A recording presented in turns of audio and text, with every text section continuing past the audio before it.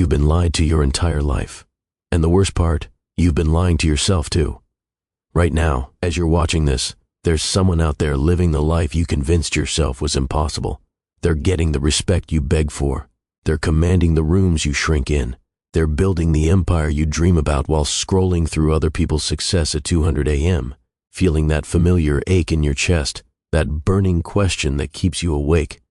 When is it going to be my turn? I used to ask myself that same question. I used to watch people half as smart as me get twice the opportunities. I used to wonder why I was always the one explaining, justifying, proving my worth to people who wouldn't recognize talent if it slapped them across their mediocre faces. I felt that rage, that white-hot fury when you realize you've been playing a game where the rules were designed to keep you losing. But here's what changed everything for me, and it's going to change everything for you. The game isn't rigged against you, you just never learned the real rules. While you were being taught to be nice and wait your turn, others were learning how power actually works. They were studying the psychology of influence while you were studying how to be likable. They were building unshakable confidence while you were building elaborate apologies for existing. The truth that nobody wants to tell you. The reason you're not where you want to be isn't because you're not good enough. It's because you're still asking permission from people who will never give it to you. You're still waiting for someone else to validate what you already know about yourself. You're still playing by rules that were written by people who needed you to stay exactly where you are. But what if you stopped asking? What if you stopped waiting? What if you stopped being the victim of other people's insecurities and started being the architect of your own inevitable rise? Because that's exactly what's about to happen. In the next few minutes, you're going to learn the 7 psychological principles that separate the people who get everything they want from the people who get what they're given. You're going to understand why some people command respect without demanding it, why some people get opportunities without begging for them, why some people live like kings while others serve like subjects. This isn't theory, this isn't motivation, this is surgical precision applied to the mechanics of human psychology.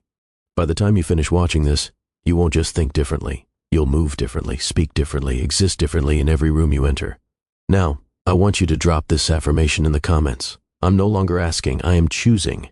Type it like you mean it, because after today, asking permission will feel like betraying yourself. Number 1, your mouth is your enemy. I learned this lesson the hard way when I was 23, sitting in a conference room full of people who made more money in a month than I made in a year. I was so desperate to prove I belonged there that I filled every pause with nervous chatter, every silence with desperate attempts at wit. I thought participation meant talking. I thought value meant volume. I was wrong, devastatingly, embarrassingly wrong. The most powerful person in that room barely said 10 words the entire meeting, but when he spoke, everyone leaned forward. When he asked a question, the temperature shifted. When he remained silent while others rambled, you could feel them slowly realizing they were revealing too much, saying too much, showing too much of their hand. That's when it hit me. Your mouth is your enemy. Every word you speak is information you're giving away for free. Every explanation you offer is a weakness you're advertising. Every time you fill an uncomfortable silence, you're telling the room that their comfort matters more than your power. Silence makes people terrified because it forces them to confront what they're really thinking. When you stop rushing to fill every pause, something beautiful happens. People start projecting their fears onto your quiet confidence. They assume you're judging them, evaluating them, seeing through their masks. And here's the devastating truth. You are. While they're talking, they're showing you exactly who they are. They're revealing their insecurities, their desperation, their pressure points. But when you're always talking, you're the one being dissected. You're the one showing your cards while they keep theirs hidden.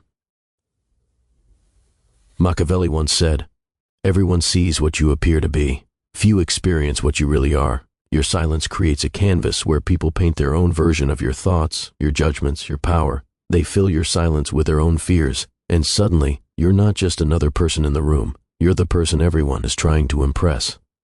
I started practicing this immediately. Instead of jumping into conversations, I started observing them. Instead of proving I was smart, I started letting others prove they weren't as smart as they thought.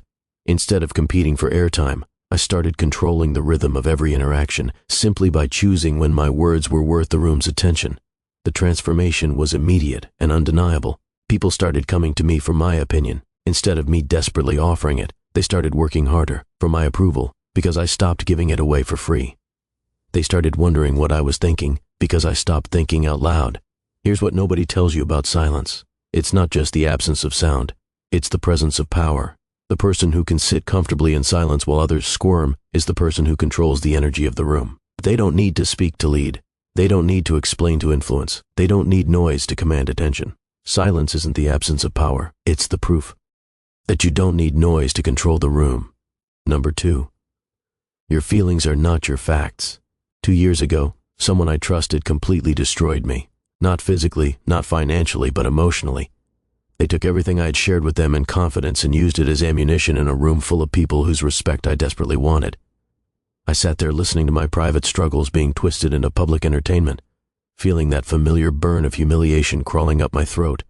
My first instinct was to explode, to defend myself, to explain what really happened, to make them understand how wrong they were, how much they had hurt me, how betrayed I felt. I wanted to scream until my voice gave out. I wanted them to feel even a fraction of what they had put me through. But something stopped me. Maybe it was pride. Maybe it was intuition. But I sat there in complete silence while my world burned around me. And I learned the most valuable lesson of my life. Your emotions are not your identity. They're information. They're temporary chemical reactions that you can observe, analyze, and then choose whether or not to act on. That moment of betrayal didn't break me. It revealed something more powerful than revenge could ever be. The ability to remain completely calm while someone else loses control. While they were showing everyone in that room exactly who they really were, I was showing everyone exactly who I was becoming. Here's what emotional untouchability actually looks like. When someone tries to provoke you, you don't react. You collect data. When someone betrays you, you don't collapse. You take notes. When someone tries to manipulate your emotions, you don't give them the satisfaction of success. You give them the discomfort of failure. This isn't about becoming a robot. This isn't about suppressing your feelings or pretending you don't care about anything. This is about understanding that your emotional reactions are choices, not reflexes. This is about realizing that the person who stays calm during chaos becomes the person everyone else looks to for stability. Machiavelli once said, "Since love and fear can hardly exist together, if we must choose between them, it is far safer to be feared than loved." But this isn't about making people afraid of you through aggression. This is about making people respect the fact that you cannot be emotionally manipulated, controlled, or predicted by anyone who thinks they know which buttons to push.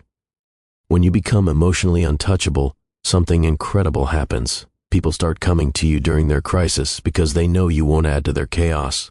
They start trusting you with bigger responsibilities because they know you won't crumble under pressure. They start seeing you as leadership material because they know you can make clear decisions when everyone else is drowning in feelings. But here's the part that will change your life forever.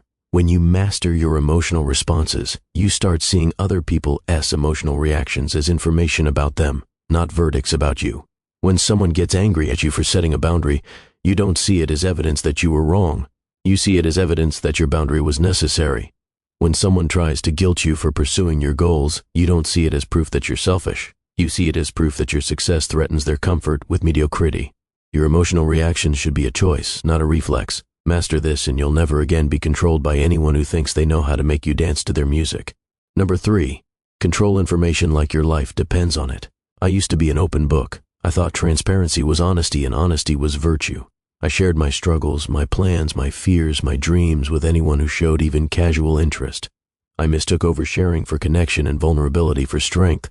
I was wrong about everything. The wake-up call came when I realized that every piece of personal information I had shared was being used against me. My struggles became evidence of my weakness. My dreams became jokes at my expense. My fears became weapons in other people's hands. I had given away my most valuable currency, information about myself, for free to people who were collecting it like ammunition for future battles. Information is power, not money, not connections, not even talent. Information, who has it, who needs it, who controls the flow of it. This determines who holds the real power in any situation. While you were being taught that sharing is caring, others were learning that knowledge is leverage. Every conversation you have is an intelligence-gathering operation.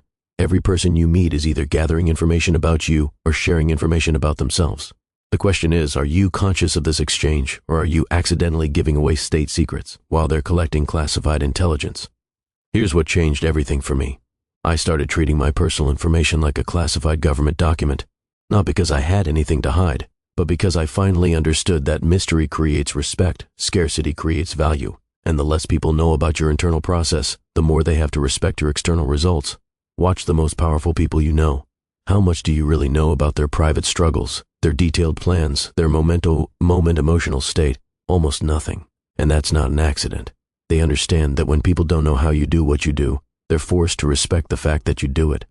Machiavelli once said, "The wise man does at once what the fool does finally," while others are eventually forced to reveal their entire hand when circumstances demand it. You're going to be strategic about what you reveal and when you reveal it. Your personal information, your challenges, your strategies, your next moves, these are privileges to be earned, not rights to be assumed. But here's the crucial part. While you're becoming selective about what you share, you need to become systematic about what you gather. Pay attention to what people tell you when they think you're not paying attention. Listen to what they reveal about themselves when they're trying to impress you, gain your sympathy, or justify their failures. People will tell you everything you need to know about them if you're patient enough to listen and smart enough to remember. They'll tell you their weaknesses while complaining about their problems. They'll tell you their strategies while bragging about their successes. They'll tell you their fears while explaining why they can't do what you're doing. This isn't manipulation. This is awareness. This isn't taking advantage. This is paying attention. When you understand people's motivations, their pressure points, their deepest needs, you can create value for them in ways that serve your goals too. When you control information, you control options. When you control options, you control outcomes. Information isn't meant to be hoarded forever. It's meant to be deployed at exactly the right moment for maximum impact. Learn this, and you'll never again be surprised by someone else's moves because you'll have seen them coming long before they made them. Number 4, make yourself irreplaceable through ruthless competence. I spent 3 years being the nicest person at every job I ever had. I was agreeable, accommodating, always willing to help, never causing problems, flying under the radar and hoping that someone would notice how pleasant I was to work with. I thought job security came from being liked. I thought getting ahead meant not making waves. Then I watched someone half as nice but twice as competent get promoted over me again and again. And that's when I realized the brutal truth that nobody wants to tell you. Nice doesn't make you necessary. Agreeable doesn't make you valuable. Being easy to work with doesn't guarantee anything except being easy to replace. You know what does? Being so undeniably good at what you do that replacing you would cost more time, money, and risk than keeping you around and paying you exactly what you're worth, even when you're demanding respect, setting boundaries, and refusing to accept treatment that doesn't match your value.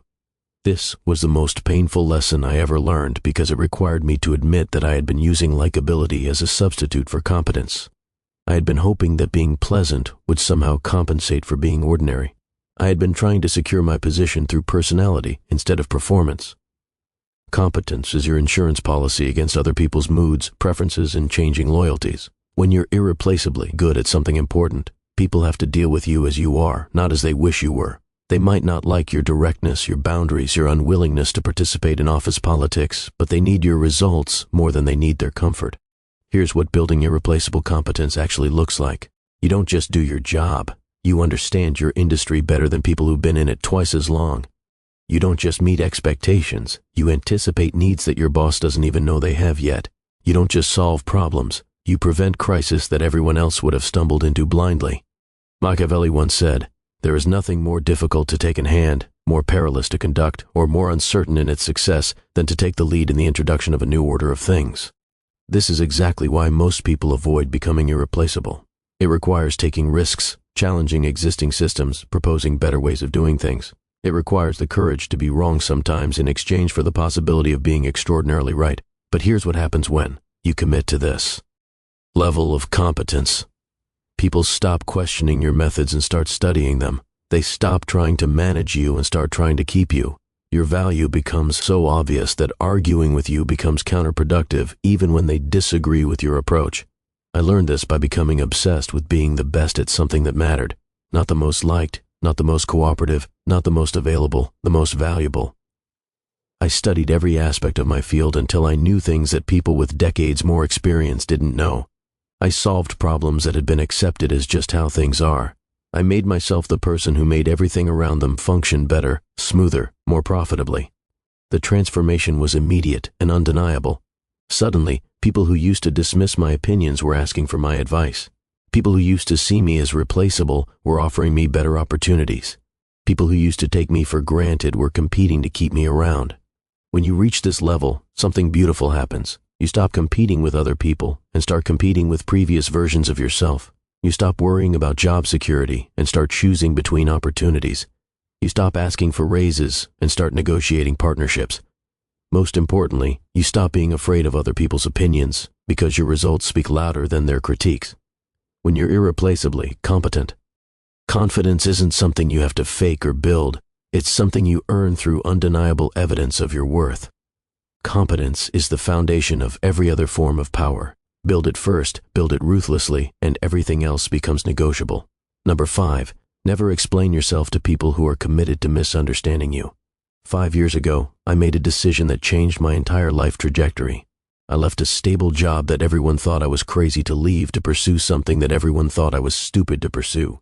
The reaction was swift and brutal. Family members questioned my sanity. Friends predicted my failure. Colleagues whispered about my arrogance, my selfishness, my inevitable crash back to reality. I spent months trying to explain my reasoning. I presented detailed plans, financial projections, market research. I tried to help them understand that this wasn't impulsive. It was calculated. This wasn't reckless. It was strategic. This wasn't fantasy. It was vision. Nothing I said mattered. They had already decided who I was, what I was capable of, and what I deserved. They had made up their minds based on their own fears, their need to feel superior, their investment in keeping me in a box that made them comfortable. These people weren't confused about my potential. They were threatened by it. That's when I learned the most liberating truth of my life. There are people in this world who are not confused about you. They're committed to their version of you because changing their mind would require them to change their entire worldview. They need you to fail because your success would mean they have no excuse for their mediocrity. You cannot logic someone out of a position they didn't logic themselves into. You cannot convince someone to respect you when their entire identity depends on feeling superior to you. You cannot make someone see your worth when they need you to be worthless to feel valuable themselves. Machiavelli once said, "Men judge generally more by the eye than by the hand. For everyone can see and few can feel. Everyone sees what you appear to be. Few experience what you really are." The people committed to misunderstanding you aren't interested in experiencing who you really are. They're interested in maintaining their version of who you appear to be, regardless of evidence to the contrary. Here's what changes everything when you stop explaining yourself to people who aren't genuinely trying to understand you. You free up enormous amounts of mental and emotional energy that you can redirect toward building relationships with people who recognize your worth instinctively, creating work that speaks for itself, developing skills that make their opinions completely irrelevant. The people who love you won't need lengthy explanations of your choices. They'll trust your judgment, even when they don't understand your strategy. The right opportunities won't require you to convince anyone that you deserve them. Your qualifications will open doors before you even knock. The right relationships won't demand that you shrink yourself to make others comfortable with their own limitations. This doesn't mean you become arrogant or dismissive of all feedback. It means you become ruthlessly selective about whose opinions actually matter, whose understanding is worth pursuing, whose approval is worth earning. Not everyone's opinion of you deserves your attention, and certainly not everyone's misunderstanding of you deserves your correction. When someone shows you through their words, their actions, their persistent refusal to see evidence that contradicts their predetermined opinion of you, that they're committed to misunderstanding you, believe them and then redirect your energy toward people who are committed to understanding you, supporting you, growing alongside you. Your worth doesn't decrease based on someone else's inability to see it. Your value doesn't diminish because someone else is invested in underestimating it. Stop giving people who've already made up their minds about you the power to make you doubt what you know about yourself. Some people need you to be small so they can feel big. Don't give them what they need. Give them what they've earned. Absolutely nothing. Number 6, build systems, not dependencies. I used to think freedom was a feeling, that rush of possibility when you imagined escaping all your current constraints, all your current responsibilities, all your current limitations. I thought freedom meant not having to answer to anyone, not having to show up anywhere, not having to do anything you didn't feel like doing in any given moment.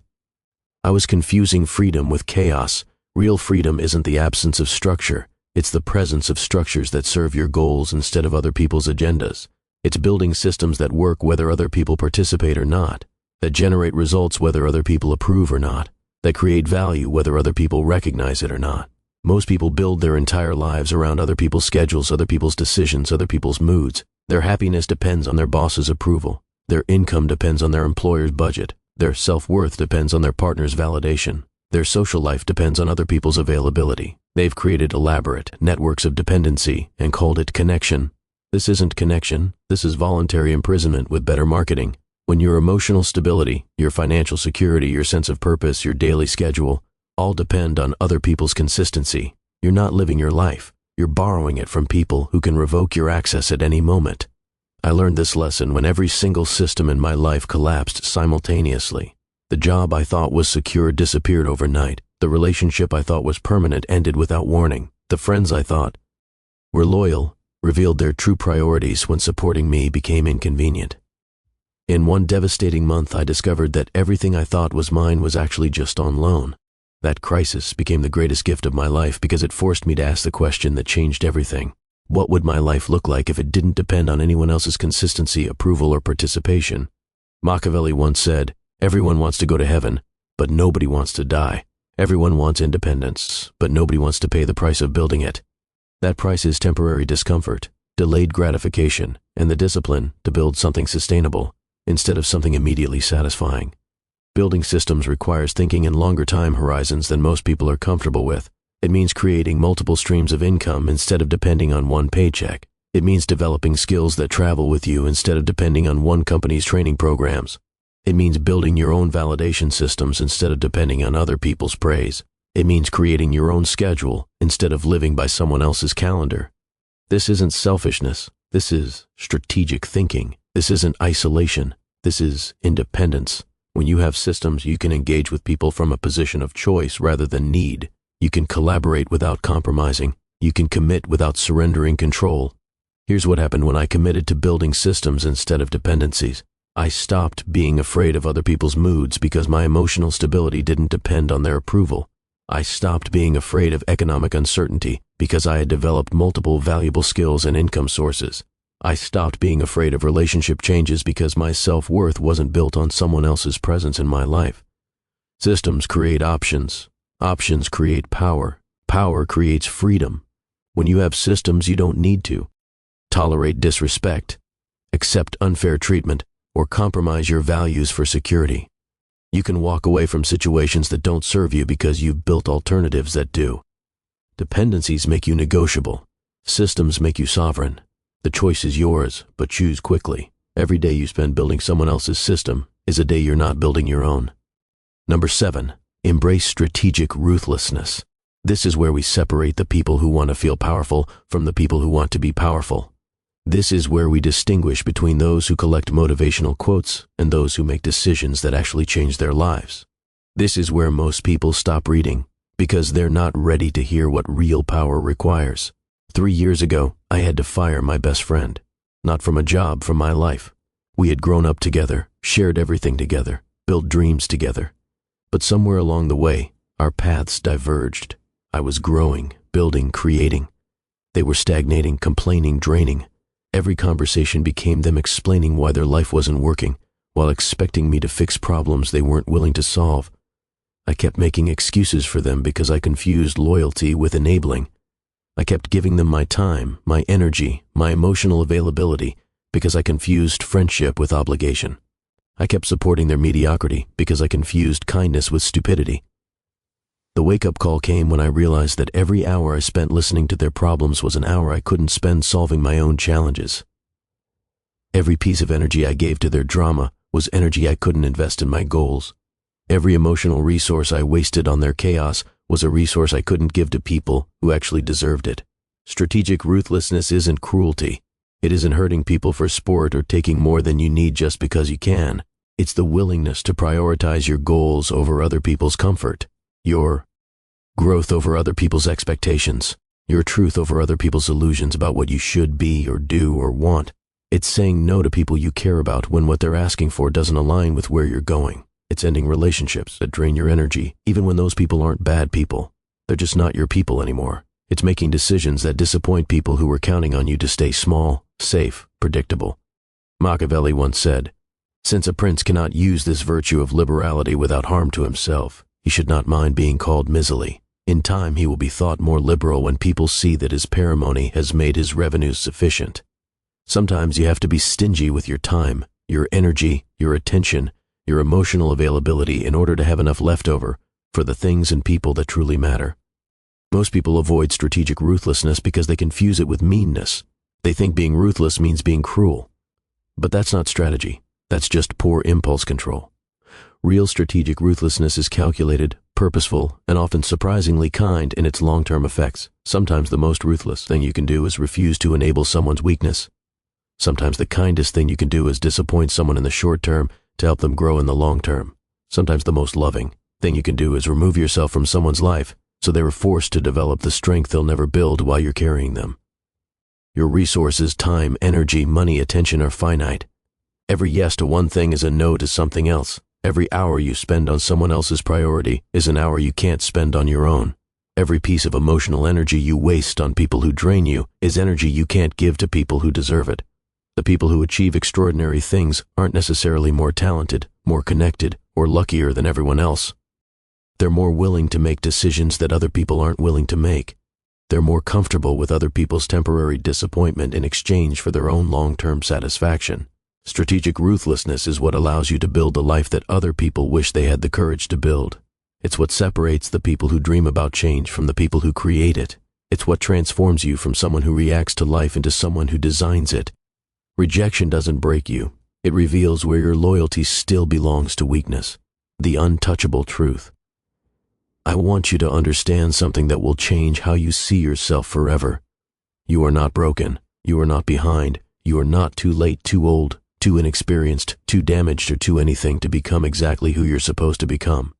You have been systematically programmed to believe that your natural desire for respect, success, recognition, and power is somehow wrong, selfish, or unrealistic.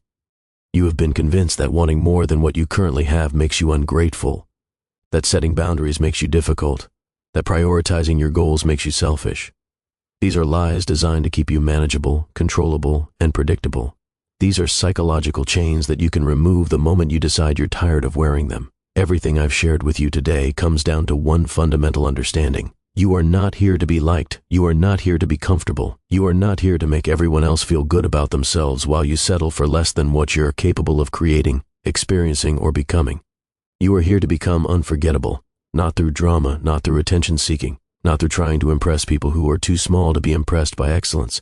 You become unforgettable by developing such deep competence, such strategic thinking, such emotional mastery, such systematic independence that your presence changes the energy of every room you enter.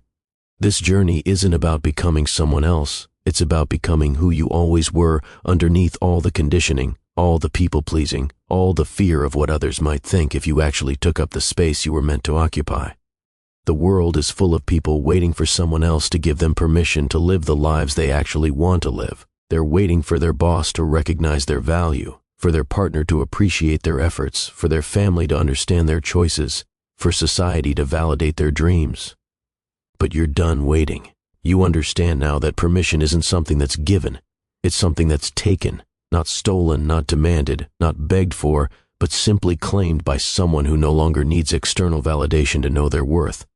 You don't need to announce this transformation to anyone. You don't need to explain why you're different now, why you're not as available for their drama, why you're not as interested in their opinions about your choices. They'll notice the change without you saying a word, because real power doesn't need to be declared. It's simply evident in how you move through the world. The relationships that are meant to survive this evolution will not only survive, they'll become stronger because they'll be built on respect rather than need. The opportunities that are meant to be yours will recognize you before you recognize them. The people who are supposed to understand your worth will see it without you having to point it out, and the rest were never really yours to begin with. They were just placeholders keeping space warm until the real players arrived. This isn't the end of your journey. This is the moment you stop asking the world for permission and start taking what was always yours. When you stop explaining yourself to people who are committed to misunderstanding you and start building for people who are committed to growing with you. When you stop trying to be everything to everyone and start being irreplaceably valuable to the right people. You have everything you need to become untouchable. You always did. The only question left is, are you finally ready to stop pretending you don't? You don't need to be louder. You just need to be the one they remember in silence. If you're done being controlled, hit like. If you're ready to become untouchable, subscribe. You don't need permission anymore. Take what's yours.